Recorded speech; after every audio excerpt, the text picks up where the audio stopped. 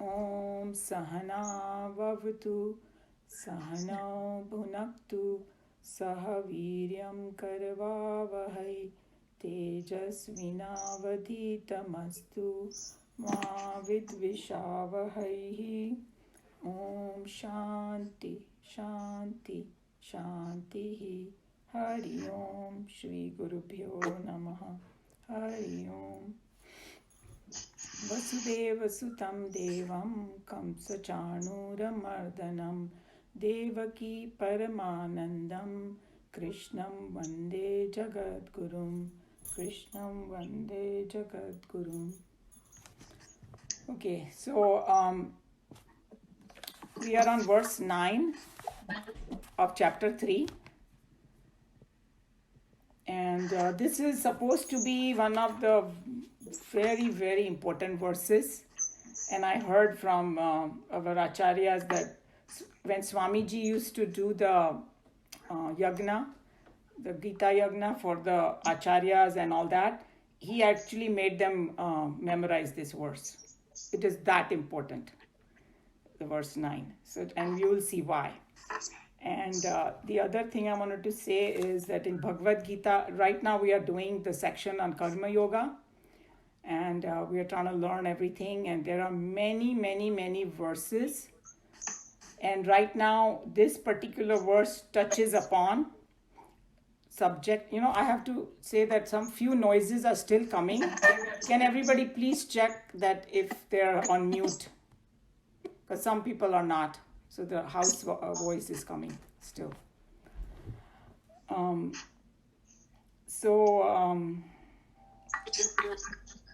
It's like this particular verse touches upon a word called yagna, and but there is a lot more significance to it that's going to go deeper and deeper and deeper, and we all have to have patience. So not whoever has read Gita might be already knowing about it, but if you have not, then you have to have some patience, because it's going to, and because we are doing the recording, I also go and listen to the recording to see how the flow is and if there's some adjustment. So last time there was a question on sense control, right? Sense control is a very big topic, and we have not covered everything at all by any means. So we cannot make a thing like, okay, just sit in meditation and, go on the breath and suddenly you will do sense control. It's not going to happen according to Bhagavad Gita. So there's a lot of work to be done before. And that's what we are. And that doesn't mean, again, I'm repeating it, that doesn't mean you don't try meditation, nothing like that. You please keep doing it, whatever you are. But by understanding deeply what the sense control is, then you will have a better meditation. You just remember that, because if you don't do those things according to Bhagavad Gita, when you sit in meditation, just by watching the breath, you might get a little quietude of mind and all that, but you not reach your goal because your senses are still not under control. So just keep that theme in mind, because sometimes we have a habit of just suddenly taking that and simplifying it too much. So that's why a lot of Swamis say that you have to study the Gita in its entirety, understand and remember and comprehend. Then, I'm sorry to say, but the noises are still coming. Let me see. Here, I think that Prem Ji ka one of the thing is not muted. Oh, Kamla Ji, you raised the hand. There's something you wanted to say? Yes, I wanted to say that, it's a two-way process. By meditation, you can have better sense control, and by better sense control, you can have better meditation. Yes, and that's exactly what I'm saying. And it is like, chicken came first or egg came first, true. But since we are studying Bhagavad Gita right now, let's focus on everything that they are saying. That's all I'm trying to say, So there is no dispute of any kind with anybody, but the reason I'm just bringing you what I have studied and what Chinmayanand Ji is saying and what Krishna Bhagwan is saying to Arjuna. So because as I told you that we have to still finish chapter 3, 4 and 5 to understand fully how to do the sense control, and then we will have a better tool in our pocket if we do that. That's all it means. So with that, I'm going to go with this verse, talk about this verse, why it is so important. So we saw that how Krishna Bhagavan is asking Arjun to get up and fight. Means, do your karma. But we also know that karma brings a lot of negativity if not done correctly. It can bind us. And we have discussed very, very much in detail how it binds us and all that. And then Krishna Bhagavan again and again is telling him, go and, do your karma yoga, do fight. And the last verse, he said, we did the whole thing on niyatam karma. Do you guys remember? What is my swadharma? What is my duties? Okay. This one is Premji's phone that is not unmuted. And is it like a... No, my phone is unmuted, Uma. No, it's... it is? Now I in order to talk, I unmuted it. Okay, But sorry. it was muted. Okay, so I'm trying to see. Manju and Asha's phones are not muted. Okay, so maybe Meeraji, you can monitor it because that'll help me. I can't. Just go to participants and mute all of them. Meera, how do I unmute the phone, this thing? There's a little mic button. There's a little mic button on your laptop. It should be on the bottom. Just press that. Okay. Yeah, you are done. And Asha is done too. Yeah. Okay, great. So Meeraji, you are the monitor for mute and unmute, and I can concentrate on this. And I'm sorry, I don't mean to pick out on anybody, but this is just the way it'll go flow better. Yes. So if you look under participant, it shows you who's muted and who's not. I know, but if I start doing all that, then my mind get Then she distracted. cannot do her job. Yeah, exactly. So then let's take some responsibility. I will take care of that. Yeah, great. So just tell me which verse are we on? Okay, we are going to be on verse 9, but I'm giving a background right now. Okay, so the reason I brought the verse 8 and the previous verses, that Krishna Bhagavan tell that do your niyatam karma, right? So now we understood what our niyatam karma is. So now the question comes, how do I do it so that doesn't bind me, right?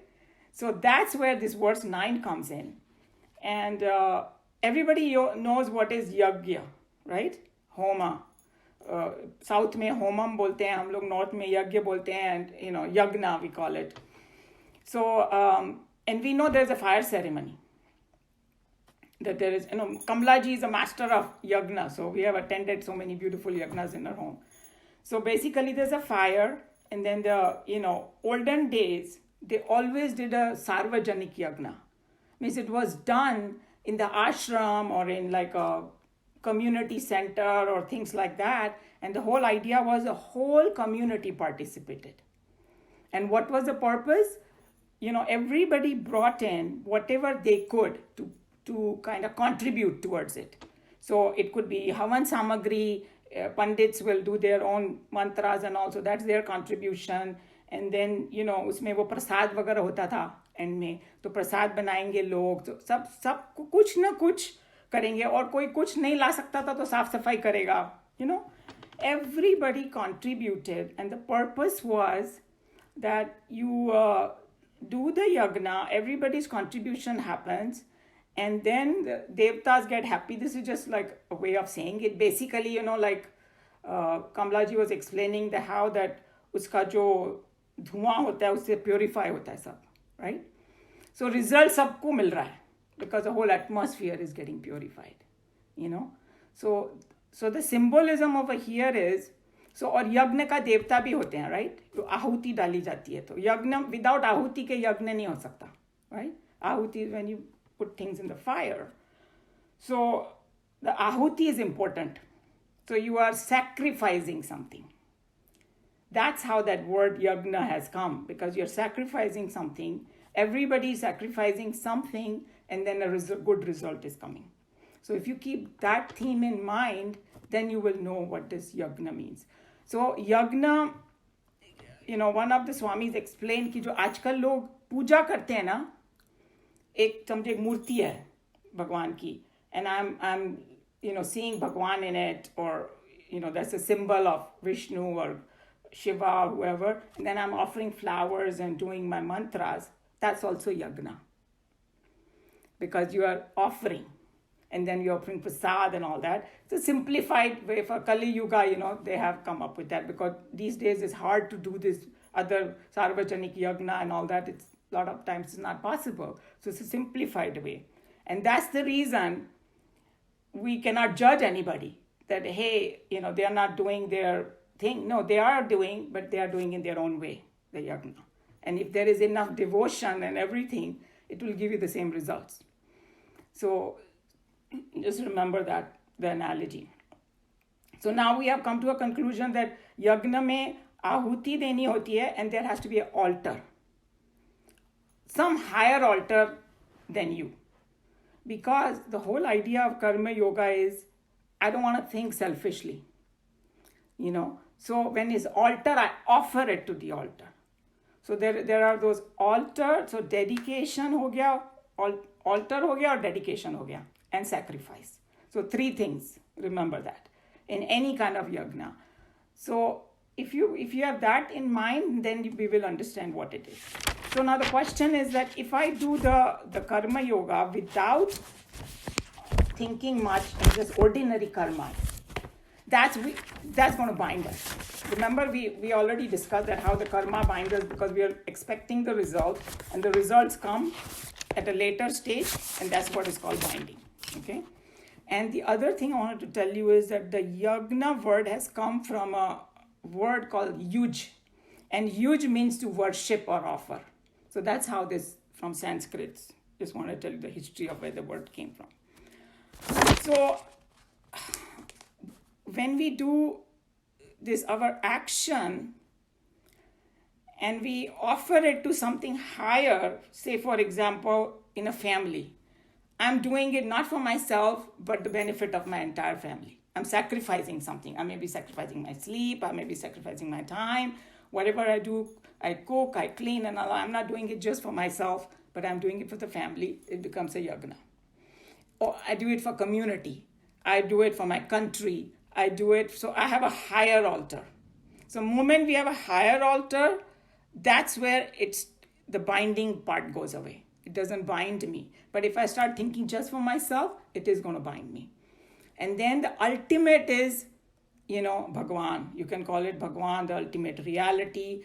So the idea over here is, even if I'm doing something for my family, I can say that my entire family is also dedicated to that higher. So that's why I'm doing. जैसे बोलते हैं ना कि किसी भक्त की सेवा करो तो वो भगवान को ही मिलती है. See what I'm saying? That you are reaching Bhagwan by doing a seva of the bhakt, because he is connected. So same way, that's this connection, the highest we have. If highest is in your mind, that's fantastic. If you cannot have in the beginning, I don't know who God is and all that, then you start this way. But the whole idea is to dedicate it to the highest. Because then it will be totally, you won't get bound. And then we know that bound means what? So the question is, what does binding mean? One is karma phala, we talked about that. But the other thing is, ordinary action not done in yagna spirit causes kam, krodh, lobh, moh, mad, matsarya. Simple as that. And that's what creates all the dirt in our mind. Because, it's like, I want something, and if I don't get it, somebody comes on the way, I get angry. If I get it, then I get greedy, I want more. If I have more than my neighbor, then I feel proud. And if my neighbor has more than me, then I feel jealous. All starts with that one. So that's called binding and dirt of your mind. So, and this dirt is in my mind creates delusion. So when we say Arjun ko moh ho gaya tha, the moh is caused by this dirt. So now you see the whole science behind it, that how it's happening.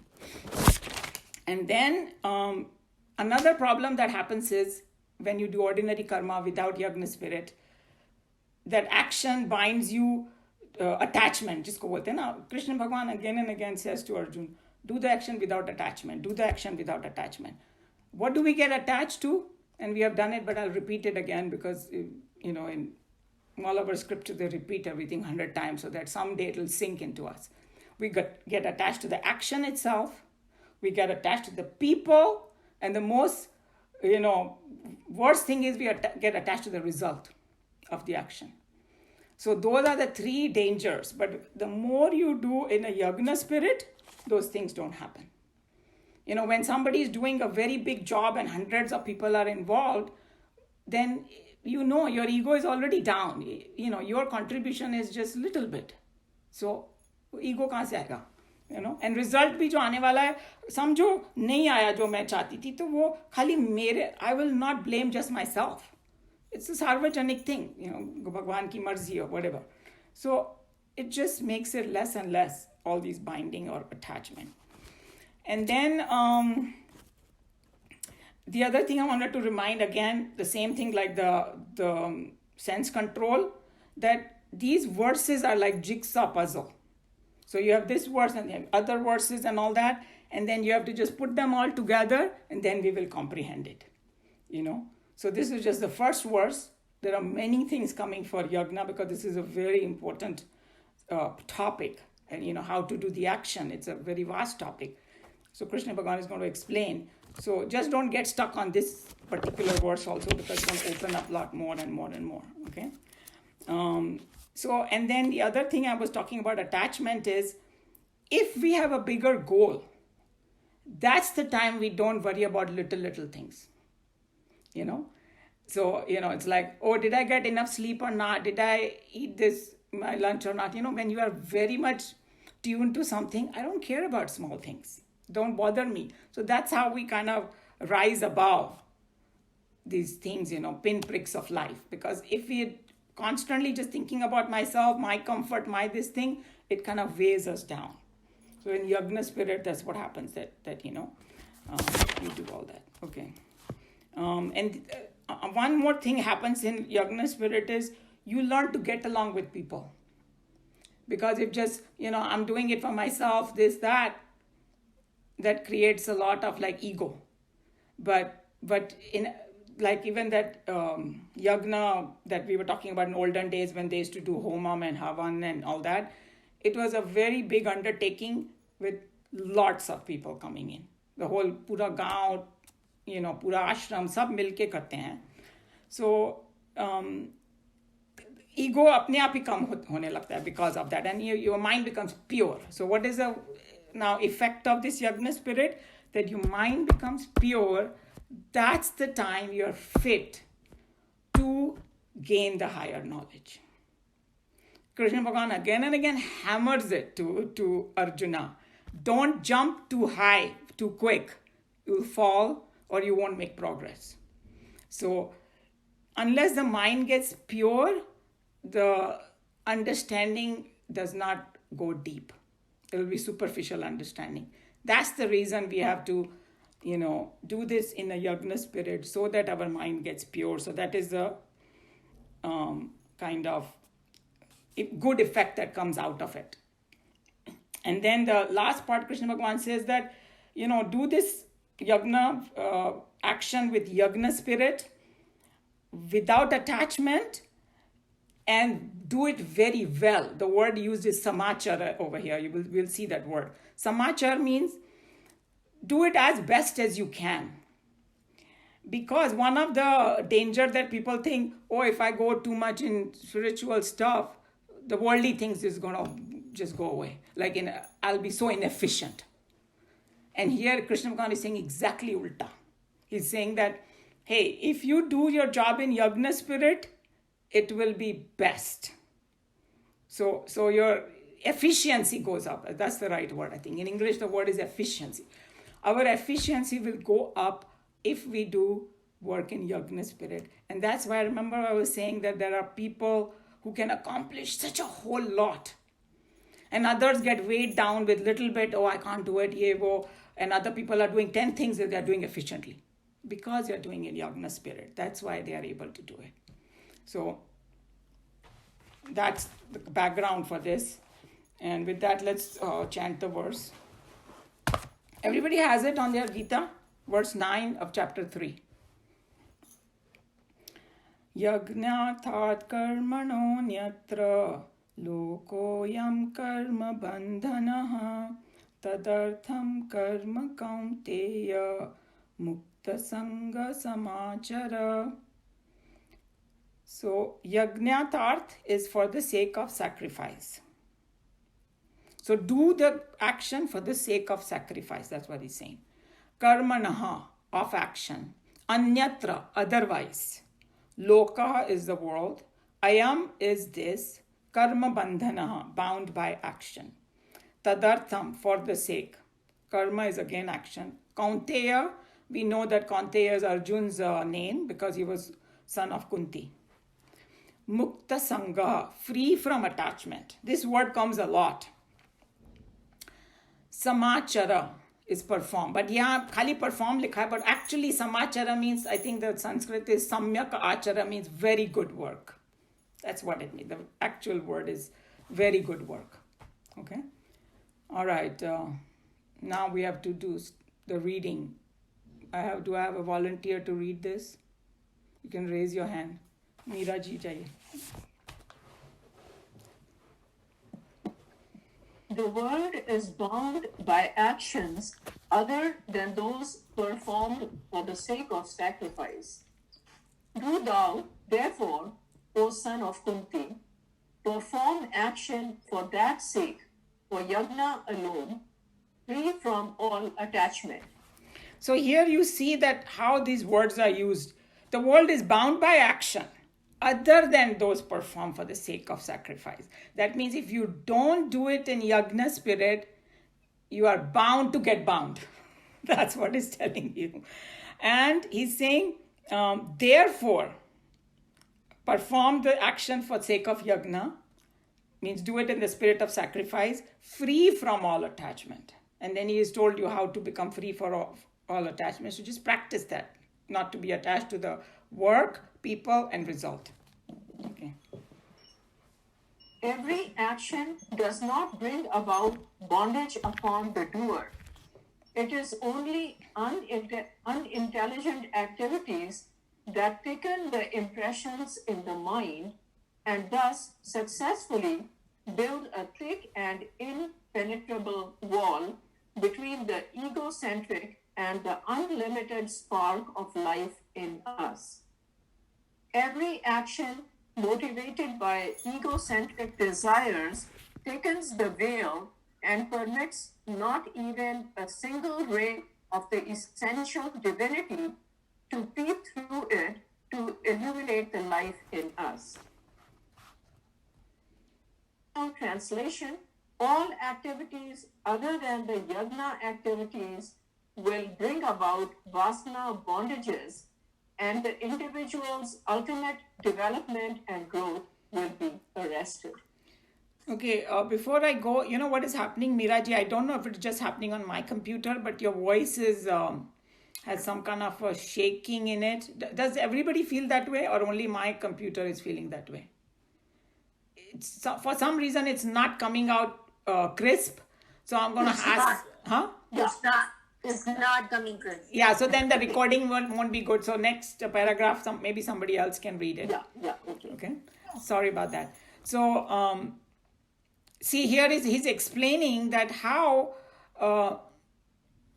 every action does not bring about bondages. It is the unintelligent activities that thickens the impression of mind. So I have already given you background that, if you work with the ego center desires and all that, and so that's what it literally like impenetrable wall it creates between the divine spark of life, means, like Bhagwan.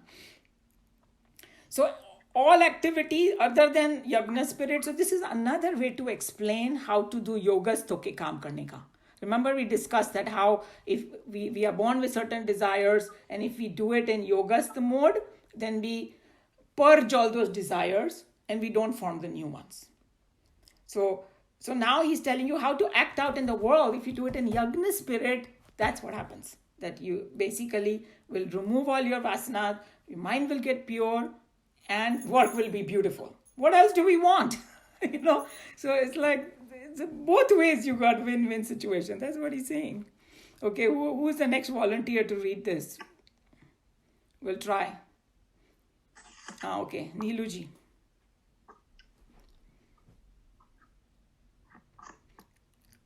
To accept this paragraph. Go ahead. But you have to unmute.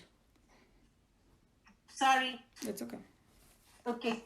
To accept this in all its obvious implications would mean that Hinduism is a way of life indicating a path of self-development only to those people who have been allowed to perform the ritualistic actions. If, on the other hand, we try to read the Gita in the very spirit of tolerance and love in which the author of it had sung the divine song, we shall certainly discover that this term borrowed from the Vedas has been refilled with a newer and more dynamic meaning. All along the Gita, we find that the terms borrowed and used have a meaning of their own when they come out from Sri Krishna's mouth. Okay, so firstly, let me tell you that this word yagna, Krishna Bhagwan, obviously this is a sar of all the Upanishads, right? So and वेदों में यज्ञ को बहुत word दिया हुआ है. जितने भी यहाँ पर वर्ड यूज किए हैं ना, वो सब वेदों से ही आए हैं, because Upanishad means Vedas only. But Krishna Bhagwan has redefined it according to the need of the hour, you can call it, or in the historical perspective, whatever was needed. So in the Satyuga, they used to do yagna. Whenever they said yagna means, they always thought of having the fire ritual. भाई कुछ ritual करो, उसको यज्ञ बोलते थे. And Swamiji is reminding us that's not what he means over here, because Arjun को बोल रहे हैं कि यज्ञ spirit में युद्ध कर. He cannot sit and do havan over there. Okay, so he's redefining. That's what it means. Okay. Go ahead, Neeluji. Okay. Yagna means sacrifice. In yagna, conducted in the Vedika period, the members of the community used to come around in a spirit of dedication and sacrifice for the purpose of a cooperative, spiritual, and divine endeavor, to invoke the grace of the presiding deity for the blessings of the community, for the peace of the world, for the prosperity in cattle well, for fearlessness in the good, and so on. The same term has been used here by Lord Krishna, but with reference to what he had said about the Vedika ritual. One, to consider that he is advising Arjuna to engage himself in ritualism would be here an unintelligent reading, or at best only a perverted attempt on the part of the reader to read it in meaning that he wants for himself to discover and support. Krishna had laid down emphatically in his earlier statements that unless Arjuna rose above the tangle of the Vedika ritualism, he could not acquire a well-abiding reason. So again, he's explaining that, for God's sake, don't limit in this verse the meaning of yagna as a Vedic ritual. Okay?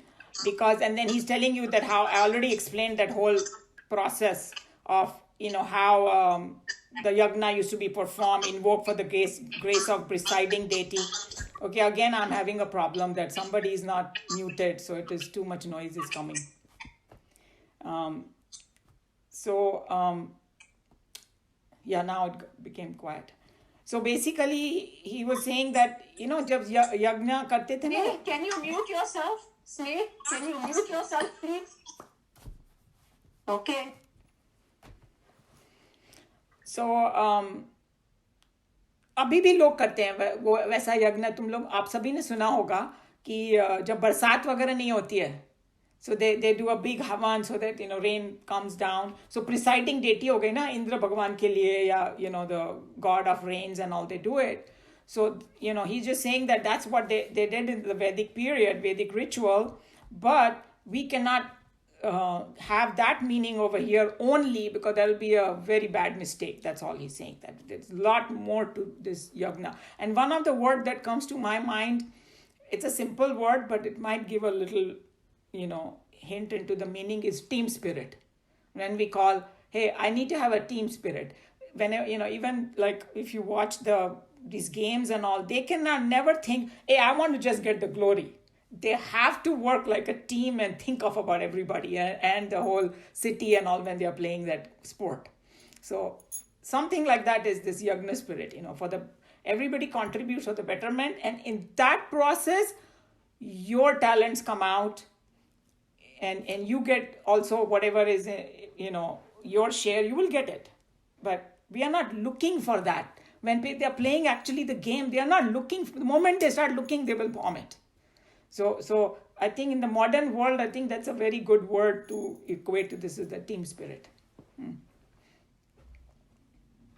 So before I go forward, Meera, thank you. That was very good. What Krishna wants to emphasize here is the duty of Arjuna to act righteously for its own sake in this great and total war against the Kaurava forces. To interpret this advice as encouraging Arjuna to perform Vedika rituals would be against the very spirit of the tense, dramatic situation, for to Krishna the urgent need was to persuade Arjuna to fight against the enemy without much loss of time. So now again, he's saying the same thing, that it means a lot more than just yagna. And another thing I wanted to, historically speaking, when Swamiji, learned all these Upanishads and Vedas and from his guru on the Himalayas, and when he came down on the plains to teach all these things, there were a lot of, things that were going on that were misinterpreted from the Vedas. And one of the things was that, only like certain people are allowed to read it, and you should only do it in Sanskrit and things like that. He came across a lot of opposition. So that's why he's just hammering it so much, because it was a period of time that there was a lot of negative stuff, and there were people who were misinterpreting, doing all kind of atrocities with each other because of that. And he's setting the thing straight, that because he learned from some great gurus up there, and he wants the common people to understand this too. So that's why there are several paragraphs he devoted to this, that don't get just stuck in like the ritualistic part. Go ahead. So far, the divine song was all along singing the glory of the imminent war, and the Lord was trying to show this fight as commendable in the eyes of Arjuna. Such a penetrating intellect as Krishna's could not have at such a moment given out all of a sudden any path other than engage in battle and fight. What was Vedika ritualism to do with the righteous actions in the battlefield? Therefore, to strangle the word yagna with its ritualistic interpretations is futile and mischievous in this context. See how much Swami, he just wanted to get this out of your head. That, just sitting and doing ritual, that's not what it yagna is. Because it's such a beautiful, vast meaning is there in it. So if we just do that, we will completely miss 90% of it, and we will just get stuck at that, Now he's going to explain what yagna. This is a very important paragraph. Whoever has a book and don't mind marking in their book, this is a paragraph to mark, because this is the real meaning of it. Yagna here means any self-sacrificing work undertaken in a spirit of self-dedication for the welfare of all.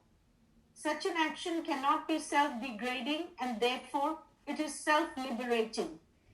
The following stanza, 1, also will become more and more clear and universally appropriate in their meaning only when we understand yagna as any social, communal, national or personal activity into which the individual is ready to commit himself entirely in a spirit of service and dedication. So see how power packed this paragraph is. So firstly, is it describing yagna as a self-sacrificing work. So without sacrifice, you cannot have yagna. उसमें कुछ आहुति तुमको डालनी ही पड़ेगी. Then it becomes yagna. And it can be ahuti of parishram, it can be ahuti of your dhan, it can be ahuti of anything, that is you have available in your possession. You can sacrifice that. Undertaken in the spirit of self-dedication. So self-dedication, there has to be an altar, something higher than me. And I'm dedicating it to that for, यहाँ पर blessing लिखा है, but I think in your book there is a welfare, ऐसे कुछ लिखा है ना, welfare of all. Means I'm not thinking just for myself. I'm doing it for welfare of all. That's what it is. And he's saying that such action cannot be self-degrading. So whenever you are doing something in this spirit, it will be only self-liberating. So he's saying that how you can come out of your own, negativities in this. And he's saying that this can be undertaken as a social, communal, national, or personal activity where individual is pour himself entirely in the spirit of service and dedication. So it can be all, means in other words, everything that we do should be in yagna spirit, technically speaking, whether we are doing it for family or community or the country or Bhagwan ke liye, everything has to be in this spirit. Then I think that we are truly doing the karma yoga actually. Until we reach to that state, we are still not mastered karma yoga. That's what he's telling you. Only when people come forward to act in a spirit of cooperation and self-dedication can the community become free from its shackles of poverty and sorrow. This is a fact endorsed by history, and such activities can be undertaken in a spirit of divine loyalty only when the worker has no attachment. Arjuna's defect was that he got too attached to the individuals on the opposing forces, and consequently he developed wrong relationships with them. Therefore, he came to feel that he must run away from the field of action that had presented itself before him. Okay, so here he's saying that now he's talking about the world outside, how it benefits with the yagna spirit, because this is the only way to get क्या बोलते हैं हिंदी में बोलते हैं समृद्धि, English word something is not coming to me right away. Prosperity. Yeah, prosperity. So prosperity you can get through yagna spirit and get out from the shackles of poverty and sorrow. So you can see that whenever there is more me and mine and my ego type of thing start coming in, the society starts going down, and having this problem of poverty and sorrow and all that. So if you want to get out of it, then everybody has to work cooperatively. And worker has no attachment, because what happens with the attachment is it'll just weigh you down and it won't come, prosperity won't happen. So these are all related, all these terms are related to each other. So basically in yagna spirit, you do your own development, you become your mind pure, and outside a lot of prosperity happens. That's what he's saying. Okay. This reinterpretation of the term yagna indeed marks a daring revolution in Indian thoughts, which is in consonance with the available political and economic structure of India in Vyasa's time. The old nomadic tribes of the Aryans settled themselves in tribal groups, and these had multiplied and expanded to become powerful principalities. Which of them was governed by mighty rulers, and the science of war and secular knowledge had spread in the society. In the bitter competition of power, men had learned to adore diplomacy even at the expense of truth. The intimate tie binding the community members into one brotherhood had already frayed and broken asunder. So he's just telling you the background, and whoever has watched Mahabharata series or read Mahabharata or knows about Mahabharata is telling you the background, what happened over there, that in a history, that how these old nomadic tribes of Aryans settled themselves in groups. So and then they started competing with each other in a political, क्या बोलते हैं ना, नीति वगैरह जिसको बोलते हैं संस्कृत में,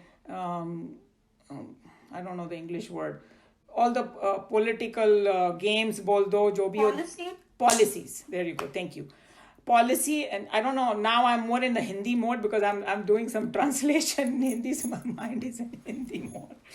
Okay, so just like Joe. So those things became more important because you saw the whole Mahabharata. Sara time they were talking about politics. And they were ready to sacrifice everything in the name of politics. Oh भाई, हम लोग को ये जुआ खेलना है. ओ हमारे ज़माने में क्षत्रिय लोगों को जुआ खेलने के लिए कोई बुलाता है, हम मना नहीं कर सकते. How stupid can you be? Imagine. And then, then सब दाव लगाना शुरू किया, बीवी को ही लगा दिया दाव पे. He was a Dharmaraj. Imagine. So the whole atmosphere had become so corrupted that even the great people could not hold the dharma together because they had delusion in your head about it. That's what he's talking about. That's why this Krishna Bhagwan had to come in and redefine all these things. Hey, you guys are not thinking correctly anymore. तुम्हारा thinking में problem आ गया है. Competition has become like this. Here is a situation of historical significance and of the highest dramatic tension. Of the greatest cultural significance, the Mahabharata war.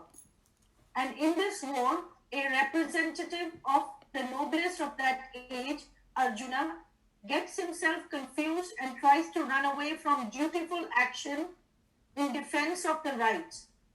Krishna, the redeemer of Hinduism, naturally gives in the Gita a new interpretation and emphasis to the empty, dead phrase yagna. He refills it with a vital, life-giving content. Life is possible in the world and a national culture can be sustained only when it is fed constantly by the self-dedicated activities of its children, and therefore, son of Kunda, attached perform action, is the advice given to him in this time. Even your voice started breaking up now. I don't know what it is. Maybe it's my computer. Did you guys feel that way? Yeah. So I think that, or I don't know what's happening. Maybe it's a Zoom.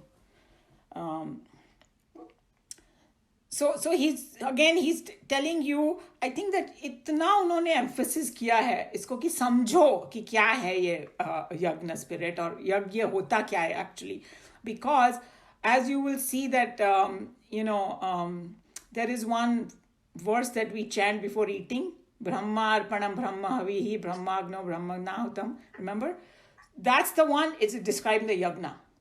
That's what it is. So you will see that he's going to say that even when you eat, it should be yagna. Because तुम खाने की आहुति डाल रहे हो और वो Jatra Agni they call it, which is come from Bhagwan only. As we progress, we will see all the Agnis in the world have come from the one source only. You can say sun has come from Bhagwan only. Many ways to reach there, So he's just इतना उन्होंने बोला इसमें कि अभी कोई भूल नहीं सकता इसको कि यज्ञ को सिर्फ फायर रिचुअल मत समझो, उसको डीपर समझने की कोशिश करो. And he's saying that life is not possible in any culture until their children, means we dedicate our activities, in the yagna spirit, then the life goes on smoothly. Anything else is going to be a disaster. Because outside there'll be poverty and problem if you don't do it in yagna spirit. Inside there will be, we won't clean our mind and we won't become pure. Okay, so any question or comment on this particular topic in this verse?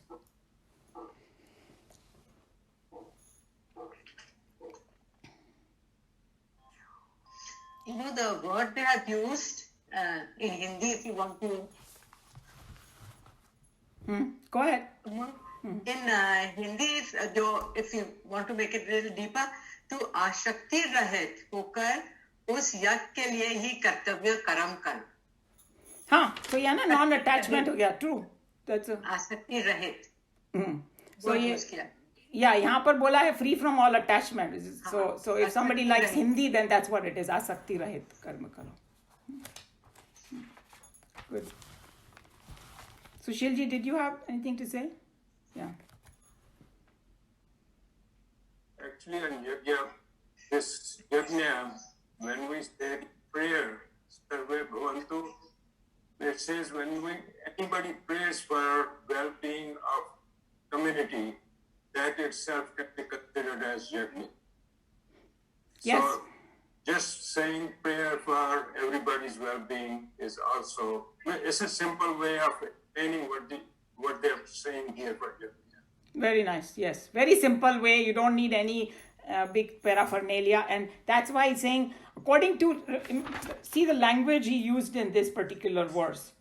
The world is bound by action other than those performed in the sake of Yagna spirit. That means, according to Krishna Bhagavan, every action has to be Yagna spirit. And what Sushil ji is saying, that if you want to do something for the entire universe, that prayer is such a beautiful thing to do. You're not doing it. Sarve bhavantu sukhina, you're saying. You're saying everybody be. So apne aap yagna ho gaya. You know, I am, sacrificing my ego to when I say that, hey, everybody be in it.